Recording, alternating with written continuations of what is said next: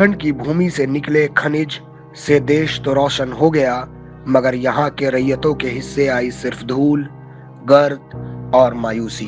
वर्षों से अपने जमीन से बेदखल हुए रैयत मुआवजे, नियुक्ति और उचित स्वास्थ्य सेवा जैसे मूलभूत सुविधाओं के लिए कई दफ्तरों और अदालतों का चक्कर काट काट कर उम्मीद खोते जा रहे थे।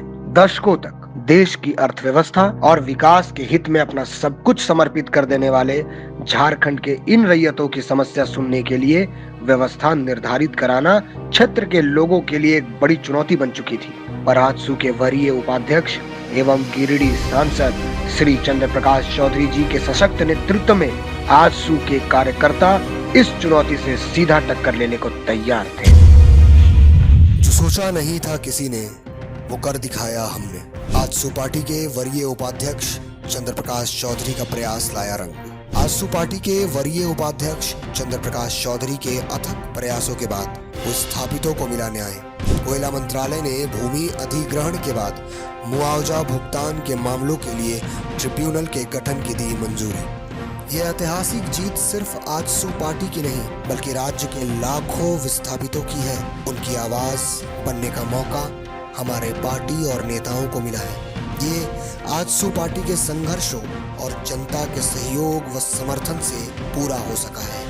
इस ट्रिब्यूनल के लिए आजसू पार्टी के वरीय उपाध्यक्ष चंद्र प्रकाश चौधरी जी ने सड़क से लेकर सदन तक आवाज बुलंद किया। फिर चाहे विस्थापितों के समर्थन में जन आंदोलन करना हो या चक्का जाम करना। गिरिडीह सांसद चंद्र प्रकाश चौधरी जी के इन्हीं जन आंदोलनों के बाद सीसीएल प्रबंधन को विस्थापितों के आगे झुकना पड़ा और विस्थापितों के संघर्ष में पहली बार उन्हें अपना पक्ष रखने के लिए कोल इंडिया के कोलकाता स्थित मुख्यालय बुलाया गया। सबसे बड़ा विषय कि ट्रिब्यूनल वाला जो हम लोगों का है, जो आज तक नहीं बना, वो चिट्ठी चले अगला हफ्ता में जाके हम इमीडिएट और नेक्स्ट मीटिंग का एक डेट हम लोगों को आज ही दे दिया जाए।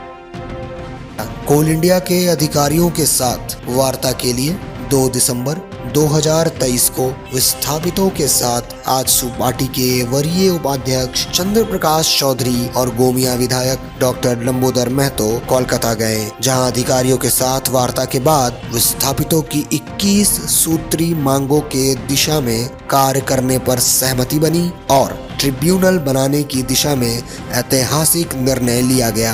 कोल इंडिया से मुलाकात के बाद श्री चंद्र प्रकाश चौधरी ने डीवीसी के अधिकारियों से भी मुलाकात कर विस्थापितों के हक और अधिकार की ओर कदम बढ़ाने की मांग रखी। कोल इंडिया की ओर से मिले आश्वासन के बाद भी जननेता चंद्र प्रकाश चौधरी ने जल्द से जल्द ट्रिब्यूनल बनाने की मांग को लेकर केंद्रीय कोयला मंत्री प्रहलाद जोशी जी से मुलाकात की, जिसके बाद कोयला मंत्री ने संबंधित अधिकारियों को ट्रिब्यूनल बनाने के लिए आवश्यक दिशा निर्देश दिए।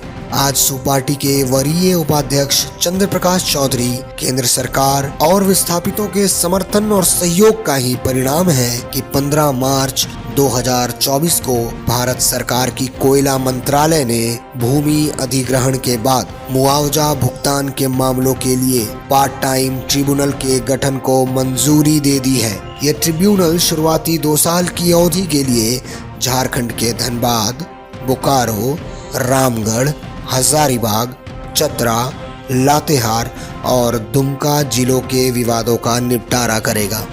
झारखंड के लाखों विस्थापितों की वर्षों पुरानी मांग को मूर्त रूप देते हुए ट्रिब्यूनल स्थापना के ऐतिहासिक निर्णय के लिए पार्टी के वरीय उपाध्यक्ष सह गिरिडीह के लोकप्रिय सांसद श्री चंद्र प्रकाश चौधरी विस्थापितों और सैकड़ों कार्यकर्ताओं को बधाई एवं आभार। आजसू पार्टी के द्वारा से वही रैयत को साथ में लड़ाई लड़ते आ रहा है, गरीब के पीछे लड़ाई लड़ते आ रहा है, वही लेके साथ गरीब को साथ में चलते आ रहा है। हम लोग के कोलवरी में बंदी हुआ, बंदी में सब कुछ में साथ देते आ रहा है। अब तो बीच में हम लोग के जैसे सांसद सेक्रेटरी लंबोदर महतो जी भी इन लोग रैयत के बेटा है, रैयत के हाल समझता है, गरीब के दुखी के हाल इन लोग भी जानता है।